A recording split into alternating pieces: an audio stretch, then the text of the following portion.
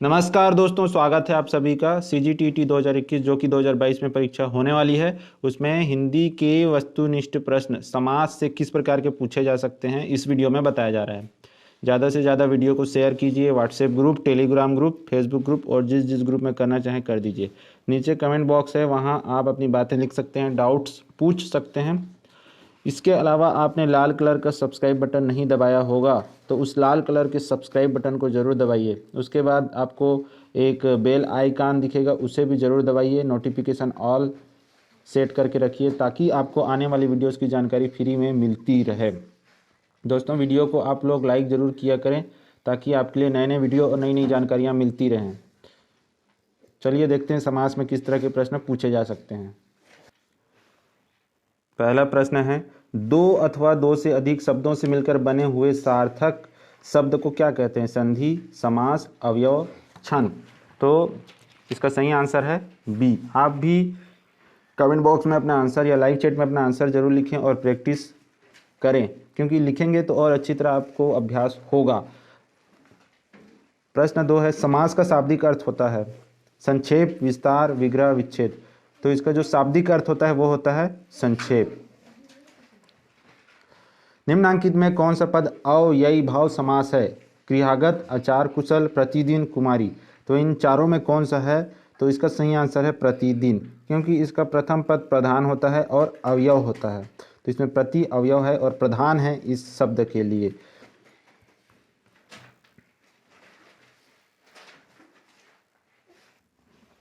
प्रश्न 4 है, जिस समास में उत्तर पद प्रधान होने के साथ ही पूर्व तथा उत्तर पद में विशेषण विशेष्य का संबंध भी होता है, कौन सा समास कहते हैं? बहुव्रीहि, कर्मधारय, तत्पुरुष द्वंद्व। तो इसके बारे में हम पढ़ चुके हैं। इसका सही आंसर जो है वो है कर्मधारय। इसमें उत्तर पद प्रधान होने के साथ साथ पूर्व तथा उत्तर पद में विशेषण विशेष्य का संबंध होता है, जैसे चरण, कमल। ठीक है। निम्नलिखित में से कर्मधारय समास किस में है? चक्रपाणी, चतुर, युग्म, नीलोत्पलम, माता पिता। तो माता पिता तो नहीं है, ये तो देख के पता चल जाता है। अब ये तीन में आपको चुनना है, तो इसका जो सही आंसर है वो है ऑप्शन सी, नीलोत्पलम। नीलोत्पलम जो है इसका सही आंसर है, क्योंकि नीला यहाँ पे जो उत्तर पद है वो प्रधान होता है और पूर्व तथा उत्तर पद में विशेषण विशेष्य का संबंध होता है।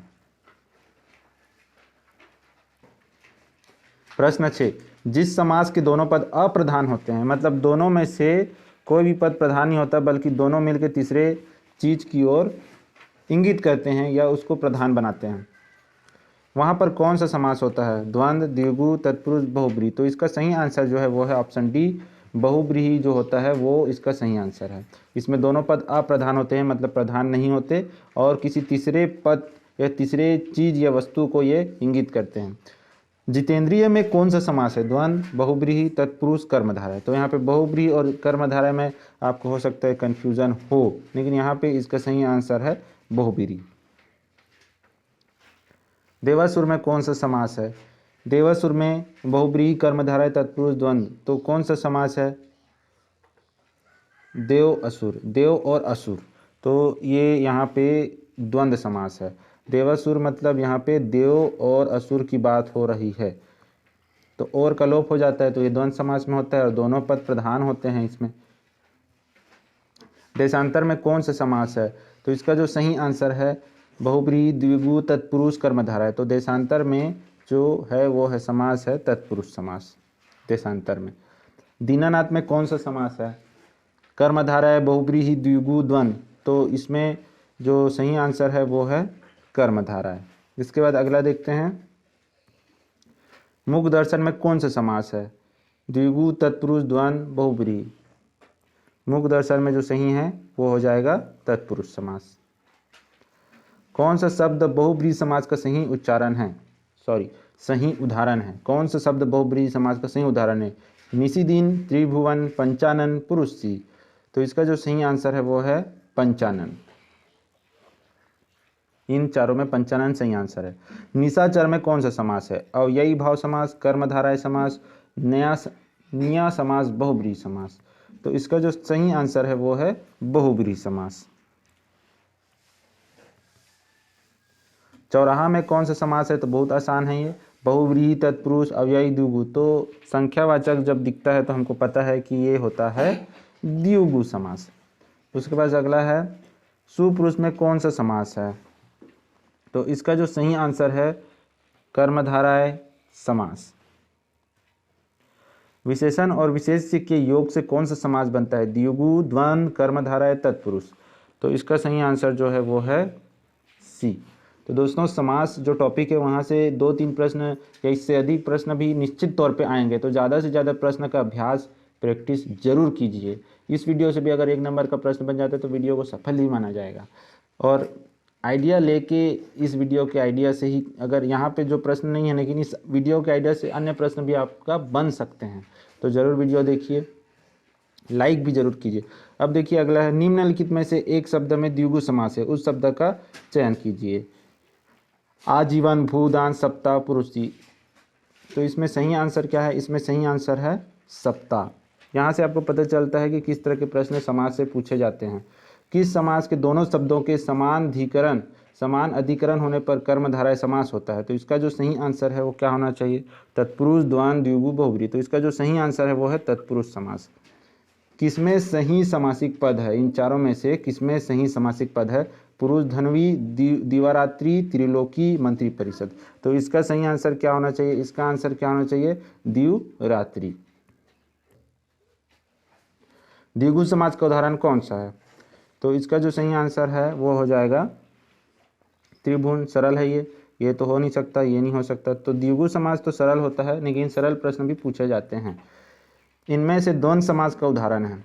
अब द्वंद्व समास भी पहचानना ज़्यादा कठिन तो नहीं होता। तो पीताम्बर है, नेत्रहीन है, चौराहा है, रुपया पैसा है। तो इसका सही आंसर जो है वो है ऑप्शन डी। बाकी तीनों तो हो ही नहीं सकता, ये रुपया और पैसा। अब यही भाव समास का एक उदाहरण यथाशक्ति का सही विग्रह क्या होगा? देखो ऐसा प्रश्न भी, तो यहाँ से ये पता चलता है कि किस तरह के प्रश्न पूछे जा सकते हैं। तो यहाँ विग्रह पूछ दिया गया है, जैसी शक्ति, जितनी शक्ति, शक्ति के अनुसार, यथा जो शक्ति। तो इसका जो सही आंसर है वो क्या है? इसका जो सही आंसर है वो है शक्ति के अनुसार। अगला है पाप पुण्य में कौन सा समास है? तो द्वंद्व समास है। पाप और पुण्य, ये तो आसान था द्वंद्व समास को पहचानना। उसके बाद अगला है लंबोदर में कौन सा समास है? द्वंद्व समास, द्विगु समास, तत्पुरुष समास, बहुव्रीहि समास। तो इसका जो सही आंसर है वो है बहुव्रीहि समास। लंबा है उदर जिसका, अर्थात गणेश भगवान, तो ये हो जाता है बहुव्रीहि समास। देश प्रेम में कौन सा समास है? तो देश के लिए प्रेम, तत्पुरुष समास है इसमें, ठीक है। परमेश्वर में कौन सा समास है? द्विगु, कर्मधारय, तत्पुरुष, अव्ययी भाव समास। तो कौन सा समास है इसमें? तो देखो तत्पुरुष समास तो है नहीं, क्योंकि तत्पुरुष में कारक चिन्ह से संबंधित ही होता है, लेकिन यहाँ पे कोई कारक चिन्ह नहीं आता। इसमें परम ईश्वर, परम है जो ईश्वर, तो कौन सा हो सकता है? कर्मधारय ही होगा। तो सही आंसर है इसका कर्मधारय, क्योंकि ये तो संख्यावाचक होता है। इसमें तो कारक चिन्ह होते हैं का, के, की, से, के लिए, और अव्ययी भाव में तो प्रथम पद अवयव होता है और प्रधान होता है। तो इस तरह से ये इसका सही आंसर है। अनायास में कौन सा समास है? न्या, द्वंद्व, द्विगु, अव्ययी भाव। तो इसका जो सही आंसर होगा वो हो जाएगा न्या। अनायास में कौन सा है? ये वाला न्या समास। ये भी एक होता है, तो इसको भी अच्छे से स्टडी करके जाएं। द्वंद्व नहीं है, द्विगु नहीं है, अव्यय नहीं है, तो यही है। गौशाला में कौन सा समास है? तो गाय के लिए शाला तो तत्पुरुष समास है, इसमें सरल है इस तरह के। द्वंद्व तो होगा नहीं, कर्मधारय होगा नहीं, द्विगु तो होगा नहीं। नवग्रह में कौन सा समास है? तो इसका जो सही आंसर है वो है द्विगु। 9 ग्रहों का समूह। तत्पुरुष तो हो नहीं सकता, द्वंद्व भी नहीं है, कर्मधारय भी नहीं है। विद्यार्थी में कौन सा समास है? तो इसका ऑप्शन है तत्पुरुष, कर्मधारय, बहुव्रीहि, द्विगु। तो इसका सही आंसर क्या होना चाहिए? विद्या के लिए अर्थी, तो यहाँ पे के लिए कारक चिन्ह आ रहा है, मतलब ये तत्पुरुष समास है। अगला है कन्यादान में कौन सा समास है? बहुव्रीहि, तत्पुरुष, द्विगु, कर्मधारय। तो इसका सही आंसर क्या होना चाहिए? इसका सही आंसर होगा तत्पुरुष समास। कन्या के लिए दान या कन्या का दान। द्विगु तो होगा नहीं, कर्मधारय होगा नहीं, बहुव्रीहि होगा नहीं। आसान होता है, समास को पहचानना ज़्यादा कठिन नहीं है। साग पात में कौन सा समास है? तो इसका सही आंसर क्या होना चाहिए? साग और पात, तो जहाँ भी योजक चिन्ह दिखे तो वो सामान्यतः या अधिकतर द्वंद्व समास ही होता है। यहाँ पे ये जो योजक चिन्ह इस तरह का लगाया जाता है, तो हो जाएगा इसका सही आंसर द्वंद्व समास। आगे देखते हैं, नीलकमल में कौन सा समास है? बहुब्रीहि, तत्पुरुष, कर्मधारय, द्विगु। अब आप थोड़ा कंफ्यूज हो जाएंगे कि बहुब्रीहि भी दिया है, कर्मधारय भी दिया है, तत्पुरुष तो होगा नहीं, द्विगु तो होगा नहीं, ये दो चीज़ों में कन्फ्यूजन अक्सर आपको होगा। तो यहाँ पे इसका जो सही आंसर है वो है नीलकमल, मतलब नीला कमल, नीला है जिसका कमल है ना, कमल के जैसा नीला। उसके बाद है, चतुर्भुज में कौन सा समास है? द्वंद्व, बहुब्रीहि, तत्पुरुष, कर्मधारय। तो तत्पुरुष तो हो ही नहीं सकता, और कर्मधारय भी नहीं होगा, ये दोनों, ये नहीं होगा, कर्मधारय और कर्मधारय ये नहीं होगा, कर्मधारय बहुब्रीहि में थोड़ा कन्फ्यूजन आपको रहेगा, लेकिन यहाँ पे इसका सही आंसर जो है वो है बहुब्रीहि समास। चार हैं भुजाएं जिसकी, इस तरह से ये बनेगा। भाई बहन में कौन सा समास है? तो भाई और बहन, तो यहाँ पे तो स्पष्ट हमको पता है कि द्वंद्व समास है, क्योंकि योजक चिन्ह इस तरह का जब भी लगा होता है यहाँ पे तो पहचान आ ही जाता है वो। अब अगला है, वनवास में कौन सा समास है? तो इसका सही आंसर क्या हो जाएगा? इसका सही आंसर हो जाएगा तत्पुरुष समास है वनवास में। उसके बाद हम देखते हैं, पंचवटी में कौन सा समास है? तो पंचवटी में कौन सा समास है? बहुब्रीहि समास। ठीक है, तो अक्सर तत्पुरुष तो है नहीं, न्याय भी नहीं है, ये दो में आपको कन्फ्यूजन होगा, लेकिन इसका सही आंसर बहुब्रीहि अगर दिया है तो आपको बहुब्रीहि चुनना है। पीताम्बर में कौन सा समास है? बहुब्रीहि, द्वंद्व, कर्मधारय, द्विगु। इसका सही आंसर क्या हो सकता है? यहाँ भी द्वंद्व तो होगा नहीं, द्विगु होगा नहीं, इसमें और इसमें अक्सर कन्फ्यूजन रहेगा, तो अगर बहुब्रीहि दिया है तो आपको बहुब्रीहि को ही चुनना है। नरोत्तम में कौन सा समास है? तो इसका सही आंसर है तत्पुरुष, नरों में उत्तम। ठीक है, नरों में उत्तम, इसका सही आंसर है नरों में उत्तम। आजन्म शब्द खाली स्थान का उदाहरण है। अव्ययी भाव, तत्पुरुष, द्वंद्व, द्विगु। तो सही आंसर क्या है? इसका सही आंसर है अव्ययी भाव समास। आ जो है वो अव्यय है और प्रधान है। युधिष्ठिर में कौन सा समास है? तत्पुरुष, बहुब्रीहि, कर्मधारय। तो इसका सही आंसर क्या है? इसका जो सही आंसर है वो है बहुब्रीहि समास है। युधिष्ठिर में कौन सा समास है? बहुब्रीहि समास। गगनचुंबी में कौन सा समास है? तो गगनचुंबी में कौन सा समास होगा? ऑप्शन भी देख लेते हैं। बहुब्रीहि दिया है, अव्ययी भाव दिया है, तत्पुरुष दिया है, कर्मधारय दिया है। तो इसका जो सही आंसर है वो है तत्पुरुष समास। धक्का मुक्की में कौन सा समास है? कर्मधारय, द्विगु, द्वंद्व, तत्पुरुष। तो ये पहचाना तो आसान है, धक्का मुक्की में कौन सा समास हो जाएगा? द्वंद्व समास, क्योंकि यहाँ पे योजक चिन्ह होता है। धक्का मुक्की मतलब धक्का और मुक्की। त्रिफला में कौन सा समास है? तो अव्ययी भाव, द्वंद्व, द्विगु, कर्मधारय। तो यहाँ पे त्रि मतलब तीन, तो द्विगु आ रहा है, मतलब द्विगु समास है ये। संख्यावाचक विशेषण हो मतलब वो द्विगु समास होता है। उसके बाद अगला देखते हैं, तन मन धन में कौन सा समास है? अव्ययी भाव समास, कर्मधारय समास, द्विगु समास, द्वंद्व समास। कौन सा समास है? तो इसका जो सही आंसर है वो है ऑप्शन डी, द्वंद्व समास। तन और मन और धन। चक्रपाणी में कौन सा समास है? अव्ययी भाव समास, बहुब्रीहि समास, कर्मधारय समास, तत्पुरुष समास। तो इसका सही आंसर है बहुब्रीहि समास। पाप पुण्य में कौन सा समास है? द्विगु, द्वंद्व, तत्पुरुष, कर्मधारय। तो इसका सही आंसर है द्वंद्व समास।